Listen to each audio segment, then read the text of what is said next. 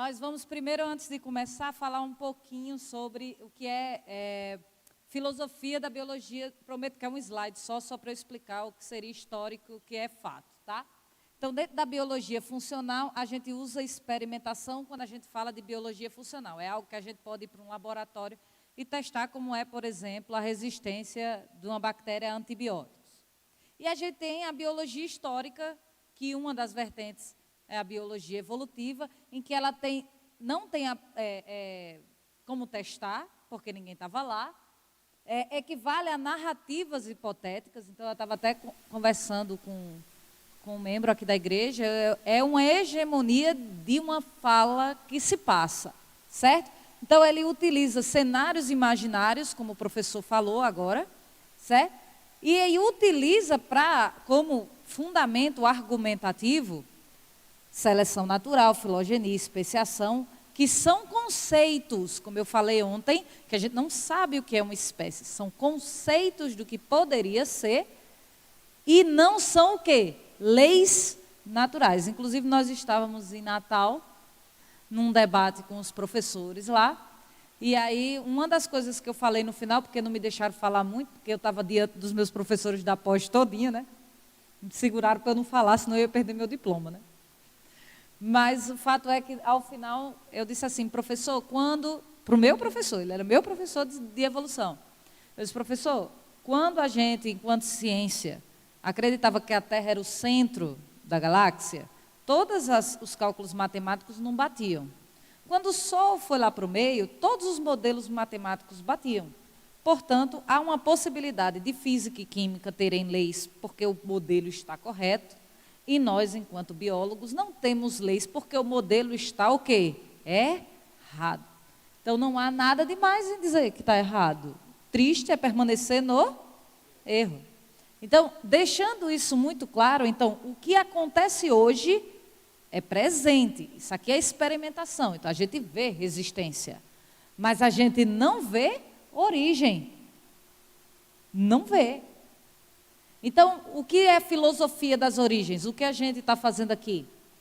Cientista, ele está em busca das origens, ele usa o conhecimento científico, mas narrativas históricas.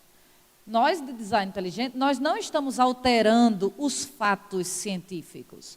Nós estamos... Porque uma das coisas que acusam a gente é assim, mas vocês não têm artigo. Eu digo, não precisa. Passamos 200 anos fazendo artigo, muda os nomes. Eu fui agora para os Estados Unidos num congresso do Design Inteligente, no Discovery Institute, e aí a professora lá, Ana Galga, ela botou um trecho, um parágrafo, e tirou microevolução e colocou adaptação. Não mudava nada. Eles usurparam os termos de uma narrativa de uma história que é contada, repete até você achar que é o fato da evolução.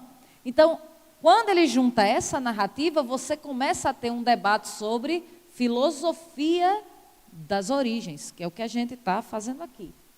Então, o que seria aí o problema da explosão cambriana? A explosão cambriana é um negócio que ninguém fala, nem na universidade. Eu vim aprender depois de formada. É isso, e ninguém fala de Russell Wallace também não, que é o que eu estou estudando agora. Mas o fato é que a explosão cambriana é um período geológico marcado com o surgimento de grande diversidade de espécies. E aí eu estou incluindo plantas, inclusive. Então, imagine o seguinte, no sistema pré-cambriano, você tinha quase nada, era quase só bactéria. E, de repente, num espaço muito curto geológico, você surge um trilobita, que tem vértebra, você tem animal com exoesqueleto, que significa mineralização. Tem várias coisas que surgem e ninguém sabe de onde veio. Mas antes de falar de explosão cambriana, eu vou entrar no que o professor estava falando do registro fóssil. Então, o que é um fóssil? Um fóssil é uma amostra contendo evidência direta ou indireta da existência de um organismo que viveu há muito tempo. Isso é um fóssil. Então, primeiro a gente tem partes de fósseis inalteradas. Por exemplo, já teve mamute, que é encontrado totalmente congelado. A gente tem lá o do Jurassic Park, né, que está em amba. Então, você tem vários insetos, até fungos em amba, hoje. A gente também tem partes de fósseis. Então, aqui eu tenho uma madeira fossilizada, aqui tem a impressão dos ossos, né? Porque agora é só rocha. A gente também tem moldes, onde uma folha caiu, deixou um molde e ficou lá. E a gente tem os fósseis vestigiais. E aqui entra ali também o Vale dos Dinossauros, aqui, onde tem as pegadas aqui em Sousa, né? Essa foto foi eu que tirei, eu já fui lá já. Então, a ideia é, você acha que é fácil formar um fóssil? Gente, a condição para se formar um fóssil é de debate de um dia. Porque para você formar um fóssil, você tem que ter uma inibição muito rápida de nutrientes. Por exemplo, está lá, aqui é um ambiente, está o peixinho lá nadando. Para você ter um fóssil dele, você precisa ter um ambiente anóxico. O que é isso? Sem oxigênio. Porque onde tiver oxigênio, tem muitas bactérias que nos digerem. Então, tem que ser anóxico, tem que ter um enclausuramento muito pesado, com sedimento que não tenha nada, quase estéril. Isso é um fenômeno raríssimo, o que é muito engraçado, porque a gente tem muito fóssil, de tipo, mas a gente tem muito. Então, você teria, teoricamente, acontecendo, então está lá o peixinho nadando, de repente, sei lá, veio uma lama, uma larva ou qualquer coisa, passou por cima e esse peixinho que estava aqui morreu e ficou outro peixe. Veio outra sedimentação e deixou. Isso tem idades. E eles fazem datação baseado nessas camadas. Mas olha que legal. Oi? Está vendo aqui, ó? Seriam as camadas geológicas e aqui nós teríamos os fósseis, e é assim que dá, tá? A camada do Cenozoico é de 63 bilhões de anos e assim vai sucessivamente. O que for achado ali, teoricamente, tem a mesma idade, visto que agora são tudo rocha, tá? Então, a evolução darwiniana, ela procurava, como o professor está dizendo, a mudança através do tempo. Então, aí tem os dinossauros. Quem é fã de Jurassic Park, eu sou, assisti todos, adoro. Muito embora não dava para acontecer, mas a gente assiste, certo? Então, todos esses animais, eles existiram em algum momento. E como é que a gente sabe que eles existiram? Pelos fósseis que a gente, teoricamente, está desencavando aí em sítios arqueológicos. Mas o que a gente vê hoje nada tem a ver com isso. Olha a diversidade como mudou. Então, isso é um dos postulados da evolução darwiniana, a mudança através do tempo. Então, mas não é uma mudança qualquer, ela tem que descender de um ancestral comum. Todo mundo aqui, animais, plantas, bactérias, surgem lá de um ancestral. Então, a ideia de mudança que todo mundo tenta imputar hoje, de macroevolução, de salto evolutivo, nunca foi algo que Darwin afirmou. Na verdade, Darwin disse que teria que ser assim. Teria que ser lenta, sucessiva e gradual. Hoje já é outra teoria, que agora é a teoria sintética da evolução, que aí fala de macroevolução. Já muda o nome, é um salto. Ninguém nunca viu nem ouviu, só projetou na cabeça que poderia acontecer. Então, você, não sei se dá para ver bem, mas está cheio de ovelhinha, tem uma ovelha pretinha aqui, ó. Então, a ideia é que essa ovelha, ela é uma mutação, e que se essa mutação fosse selecionada pelo ambiente, ela permaneceria, a branquinha deixaria de existir ao longo do tempo. Então, eles vão atuando randomicamente. Então, surgiu um que, por algum acaso, alterou. Se aquela alteração for benéfica, aquilo ali fica na população. E assim permaneceu essa ideia. Então, o que a gente tinha para entrar no assunto? O que a gente tinha antes do Cambriano? A gente tinha alguns organismos chamados de estromatólito, que tem até hoje, são organismos que sintetizam minerais, por incrível que pareça. E a gente tinha um conjunto que eles chamam de acritarques, que seriam entre algas, cianobactérias, ficariam tudo ali com alguns metazoários, tudo junto.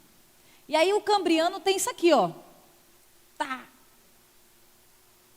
Então, aqui embaixo, não vai dar para ver bem porque está escuro, mas aqui não tem nada. Chega aqui, ó, a quantidade de linhagens. Cada linha dessa, se você estiver conseguindo ver, é uma linhagem diferente. E ninguém sabe explicar de onde é que veio. Aí aí contam as mais esdrúxulas de histórias que pareiam ao que o professor estava falando. Então, só para vocês terem ideias, a gente tem as esponjas surgindo no Cambriano, início dos cordados, os trilobitas, e inclusive animais que a gente vê até hoje, viu? Surgiram lá. Então, qual é a hipótese evolucionista? Presta atenção, não é piada, é sério. Olha só. Tinha água, não tinha na Terra? Tinha água. Então, eu vou pegar água, vou juntar água com cianobactérias, que ninguém explicou ainda como é que essas danadas surgiram. Mas vamos supor que tinham lá os organismos fotossintetizantes, e daí juntou água com elas, elas tiveram um microclima para crescer, cresceram, e do nada deu isso aí, ó. Mariana, você está brincando? Não, não estou. Queria estar, mas não estou. A outra, a Terra também teve as eras do gelo. Então, gela de gela, ficariam alguns nutrientes atmosféricos, alguns aminoácidos, alguma estrutura que poderia ficar aqui, que alimentou aquelas cianobactérias. E aquelas cianobactérias se alimentando disso, terminaram mutando e deu nisso. Está no livro. Então, a ideia também tem assim, como é que eu explico os minerais? Porque mineral de exoesqueleto é quitina. Mas tem alguns que têm deposição de alguns tipos de minerais. A ideia é que eu tinha um mineral e esse mineral formaria o exoesqueleto. O problema é que a composição das rochas, na época desses animais, não tinham a mesma composição da concha que o formava. Então, de onde é que ele tirou um mineral que não existia ainda? E aí, como é que surgem os tecidos? Aquelas cianobactérias que estavam lá nadando, elas estavam sozinhas. E aí, num pulo evolutivo, elas resolveram se juntar. Elas não formaram os tecidos, mas elas resolveram formar colônias. Isso realmente, cianobactérias, algumas algas unicelulares, elas formam colônias, mas não formam tecido. E aí, em algum momento, ninguém sabe como, aconteceu uma diferenciação multicelular. Elas, sabe esse mesmo texto que o professor falou, que o professor, como é o nome do... Ariano Suassuna falou, ele disse assim, estavam aqui, num copo d'água estavam as moléculas, de repente elas endoidaram e resolveram se juntar. É tipo isso, ninguém explica como essa célula aqui, essas duas células aqui mutaram para diferenciar endoderme de ectoderme, por exemplo. Ninguém explica. Mas aí vai formando os tecidos. E aí a ideia é que, baseado no que a gente tem nas esponjas, se você pegar uma esponja num recife de coral, você pega ela, você leva ela para casa, você passa no liquidificador, bate ela todinha, se deixar a água parada, ela monta todinha de novo. Porque, na verdade, elas são formadas por essas células, são células individuais, ela não tem um tecido verdadeiro. E aí eles têm dizendo que essas células, em algum momento do passado, poderia ter surgido o primeiro organismo que era chamado de coanoflagelado. Resolveram se juntar, olha. E eles são a base de todos os animais. Então, aqui a gente tem na base de tudo as esponjas que não têm tecido. E depois a gente tem quinidários, equinodermos e assim sucessivamente. Então, você teria esse ancestral que ninguém nunca viu, mas tinha uns genes que dariam a origem ao corpo. Você teria os tipos diferenciados de célula e daria origem a todo mundo. O problema é, isso não existia no pré-cambriano. Na verdade, o pré-cambriano mostra, o cambriano mostra que esse e todos esses, não um cachorro, lógico, mas de vertebrados, todos existiram juntos. A hipótese evolucionista, por exemplo, não explica simetria. Se eu passar uma linha nessa borboleta, você vê que esse lado é igual a esse. Não explica simetria. Não explica bilateralismo, não explica corpo e não explica órgãos complexos. Porque trilobita também tinha olho. De onde é que veio? Se só tinha organismos unicelulares. A hipótese para isso é que tinham códigos soltos na água. Olha que bonito. A célula foi lá, pegou esse código. Também tinha, professor, algumas estruturas com flagelos, alguma coisa solta lá, uma maquinazinha, montou do nada lá. Ele englobou esse material, junto com a maquinaria, junto com o oxigênio, e E aí deu o quê? Deu tudo. Parece um conto de fadas, mas é verdade. E aí eles dizem, tem artigo para isso, ó, oxigênio, ecologia e a radiação dos animais no Cambriano. Isso é publicado. Não sei o que estou inventando não, viu?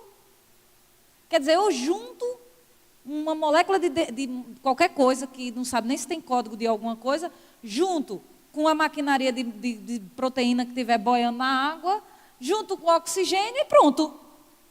Vamos botar isso no laboratório e ver o que é que sai? Sai nada. Sai nada. Então, o postulado evolucionista, eu falei disso ontem, é a mudança através do tempo. Só que isso, até então, era tratado como artificial. E o problema de ser artificial não é você evidenciar como a gente vê no cachorro que a gente raceou. Esse cachorrinho aqui deixou de ser um cachorro? Esse aqui que é grandão deixou de ser cachorro? A gente não sabe o que é uma espécie. Então, trata gêneros em nível... É permitido variações dentro daquele gênero, mas você sai de um gênero para o outro, isso se chama macroevolução, isso ninguém nunca viu, só ouviu falar. Certo? São narrativas. Então, a ancestralidade comum, como o professor falou, o professor Gould, ele é uma referência mundial em paleontologia. Ele diz, não há evidências dessa evolução gradual no registro fóssil. Na verdade, parece ter ocorrido aos saltos evolutivos. Podia ser só saltos, mas ele botou saltos evolutivos. Aí eles, em várias espécies teriam sido originadas em um curto espaço de tempo. E a isso se dá o nome de macroevolução. É isso que eles estão atribuindo do que aconteceu na explosão cambriana. Então, essa ancestralidade comum cairia na explosão cambriana, na verdade. Isso aqui não poderia existir, porque os organismos são muito distintos, mas ninguém fala disso em livro-texto. Outra coisa, bandido dos elos perdidos. Nossa, tem. Pode ter pouco, professor, mas tem. Tem. É difícil formar fóssil. A gente tem os elos perdidos. Está aí o selacanto. Aí um dia, belo dia de sol, estava o professor Marcos ali nadando e achou quem? Um selacanto. Selacanto é vivo. Uma vez, eu não botei ainda nas minhas palestras, mas eu já vi em revista, fóssil vivo. Samambaia é um fóssil vivo. O cefalópode é um fóssil vivo. Meu amigo, um fóssil ser vivo? Então ele não é um fóssil. Ele perde para aquele registro do que eu expliquei o que era o fóssil. Ele não pode estar vivo. Então, ele não é um fóssil. O que você encontrou é que ele viveu sempre daquele mesmo jeito e avalie. Esse selacanto não tem diferença desse aqui. O que significa que passaram-se milhões de anos e nada aconteceu. E aí você também tem que... Esse aí eu deixo para o professor, no livro dele deve ter, né, professor? Eu ainda não li todo não vou mentir. Mas os dinos viraram aves. Porque tinha esse elo perdido aqui, que tinha asa. Ó. Só que quando for olhar o registro fóssil da pena, não era pena do jeito que a gente conhece. E ele não voava da forma como as aves voam hoje. Então ele não poderia ser transicional.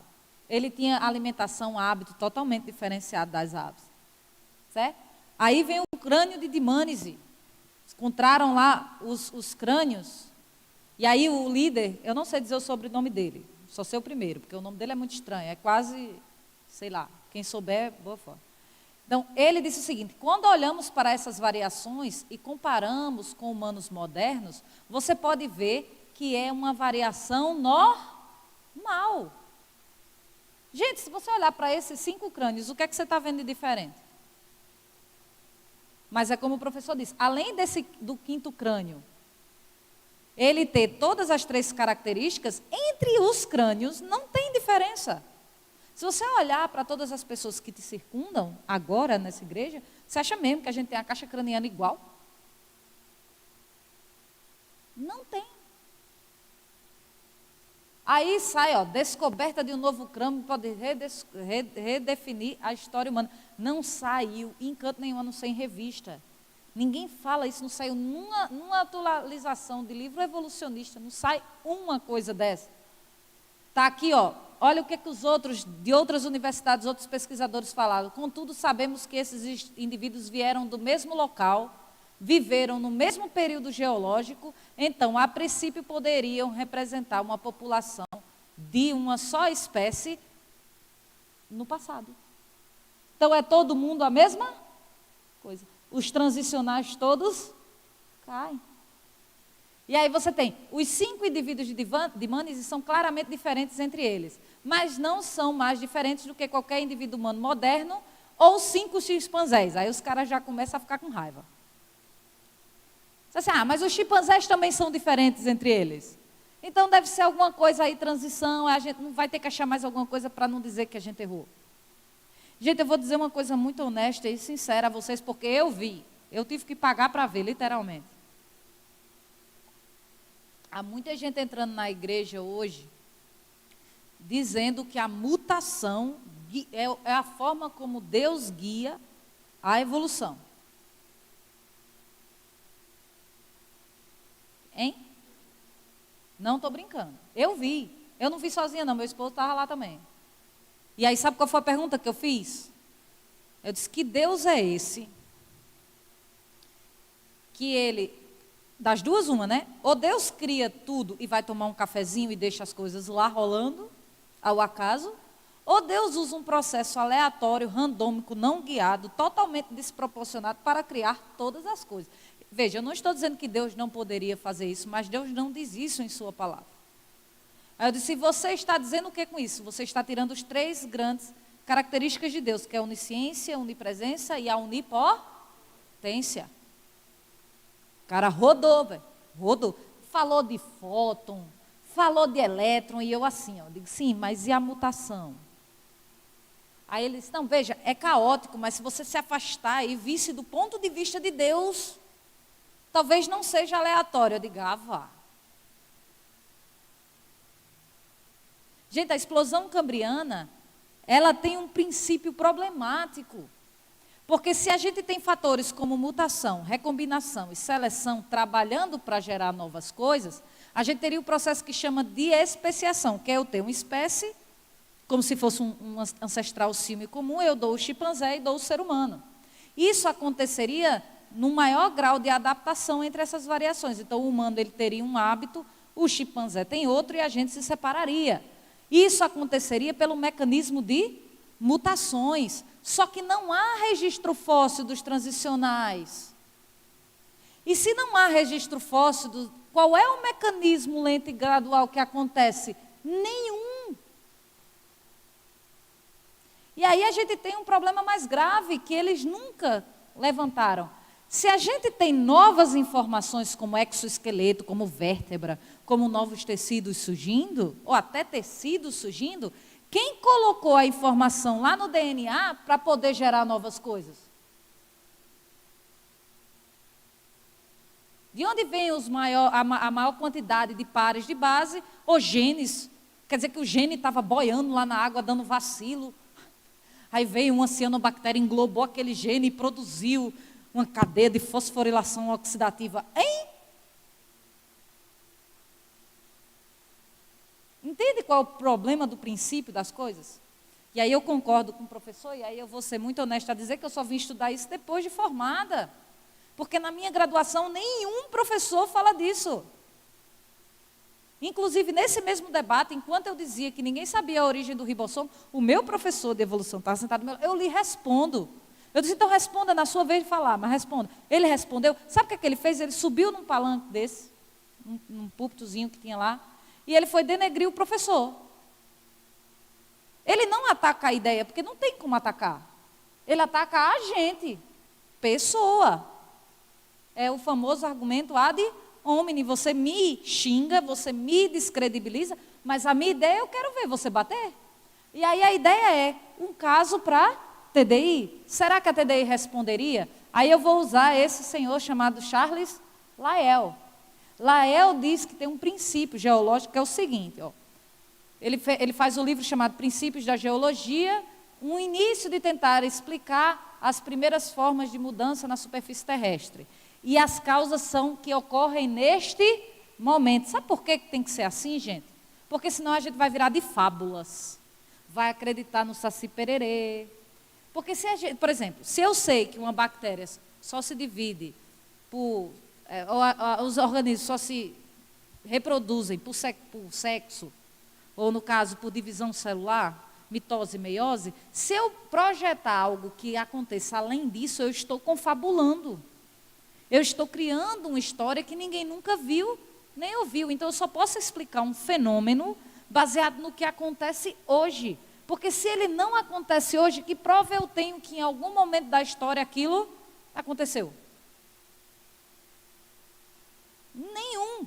Então, o que acontece? Então, ele diz que se a gente quiser explicar o que aconteceu no passado remoto, não deveria supor que eventos desconhecidos poderiam ter ocorrido, e sim conhecidos, e que somos capazes de observar agora. Aí eu pergunto, quantos livros e quantos artigos científicos vocês já ouviram falar em TV, em tudo quanto é buraco, de uma bactéria virar um eucarioto?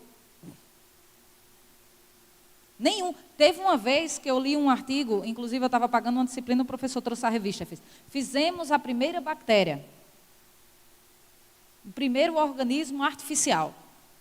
Sabe o que os caras fizeram? Tiraram o DNA da bactéria, pegaram de outra e botaram dentro e trocaram. Eu disse, você não fez nada, faça uma membrana nova. Faça as proteínas novas, faça você a proteína, não pegue uma já usada, não. Faça você um código arbitrário, aleatório, que seja capaz de formar tudo de novo para ela não morrer.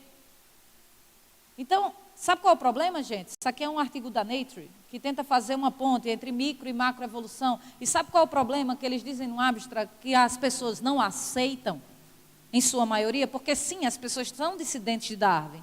Existe documento de grandes, inclusive professor, pessoas que têm nome científico muito forte, que assinaram dizendo que são céticos em relação à teoria da evolução. E aí eles publicaram esse artigo e olha que massa, eles dizem assim, como esses eventos não podem ter sido observados, porque ocorreram num espaço de tempo que era prévio à existência humana, então a conexão entre esses dois, micro e macroevolução, são uma grande fonte de conflito por conta das crenças religiosas.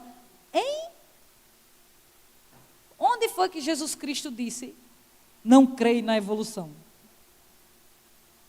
Você acreditar em Jesus Cristo nada tem a ver com o fato de que eles não conseguem provar as coisas. Você está aqui, você acreditar em Deus, você ter sua vida e ser cristão, nada tem a ver com o fato de que eles não conseguem provar as coisas.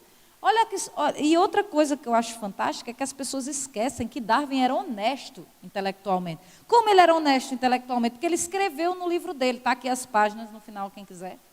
Ele diz assim, se as espécies derivariam de outras espécies por graus insensíveis, por que não encontramos inúmeros fósseis de transição?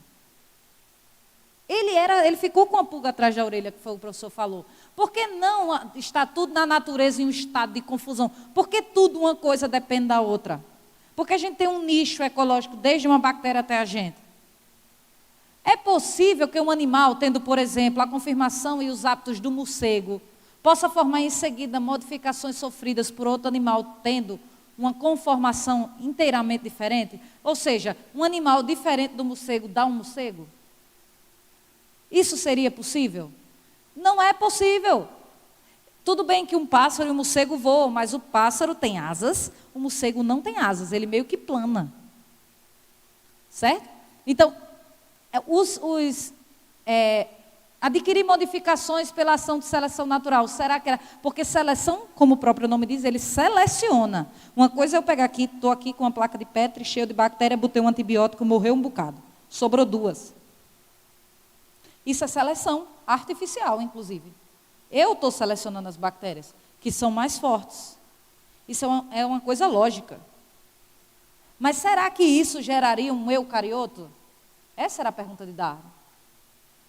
Não gera, porque para gerar um eucarioto você tem que ter organelas membranosas, você tem que ter informação molecular, você tem que ter um aumento de quantidade de letras, da sopinha de letras lá.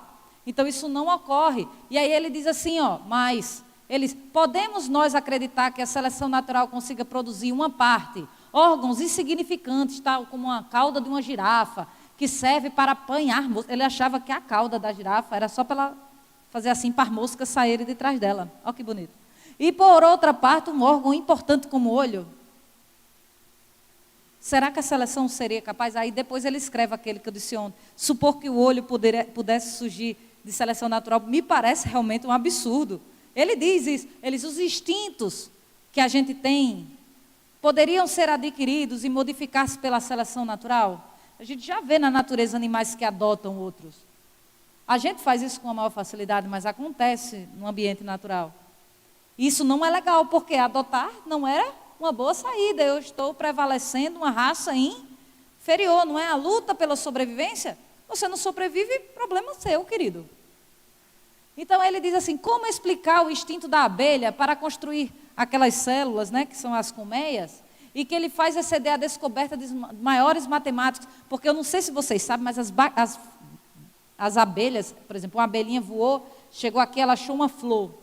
Ela chegou, ela pegou o pólen, ela fez, que delícia, eu vou chamar as outras. Aí volta, ela entra na colmeia e ela bate as asas. Vocês não estão entendendo, ela faz um super barulho, como que diz, eu achei!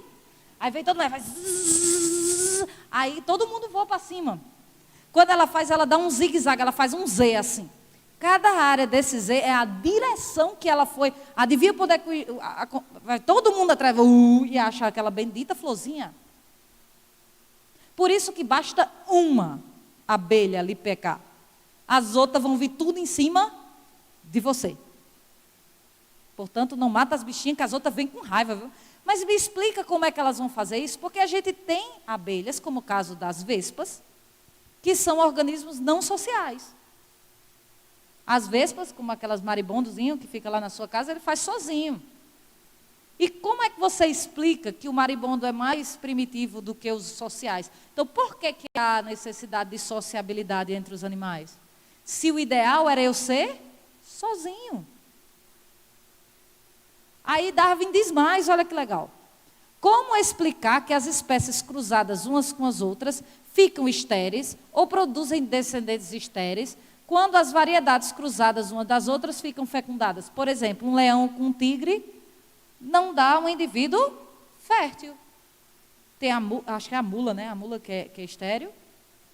Então, como é que pode? Porque do ponto de vista da teoria da evolução, tudo podia cruzar como um chimpanzé e um porco e dar a gente.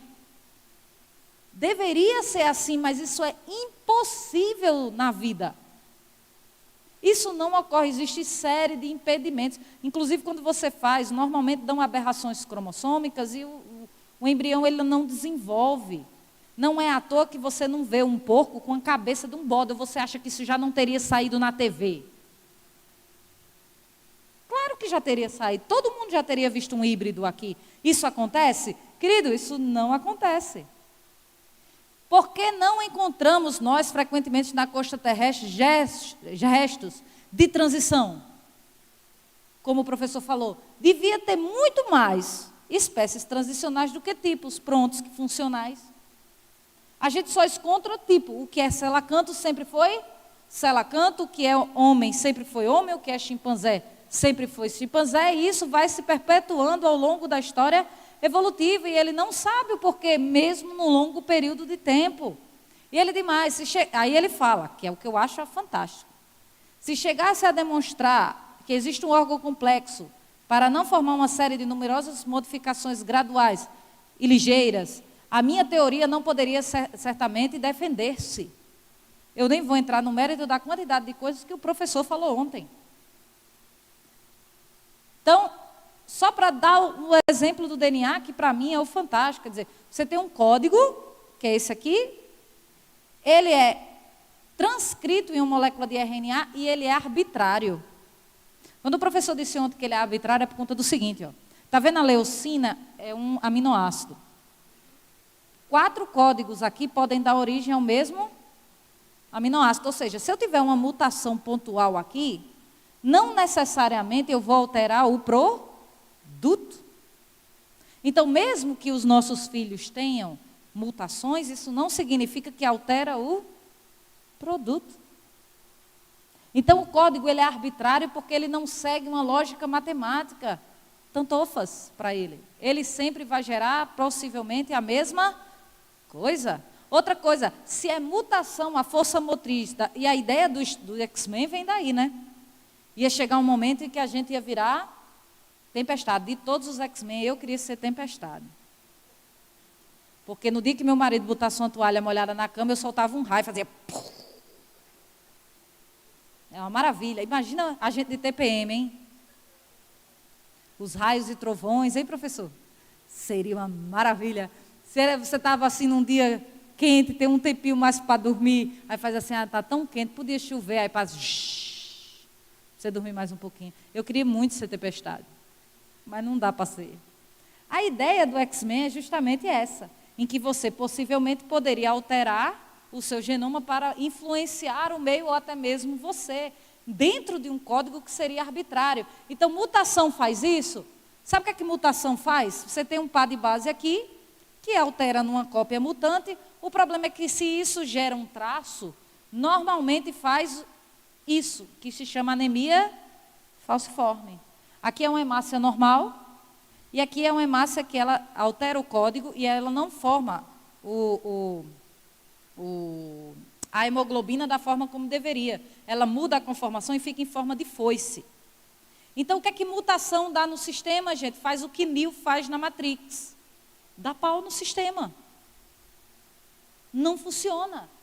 E se não funciona, olha para isso aqui. Você já imaginou como é que eu queria ter um pendrive que chegasse perto do armazenamento do meu DNA. Porque tudo que você está vendo aqui, de bom ou de ruim, está armazenado no meu código genético.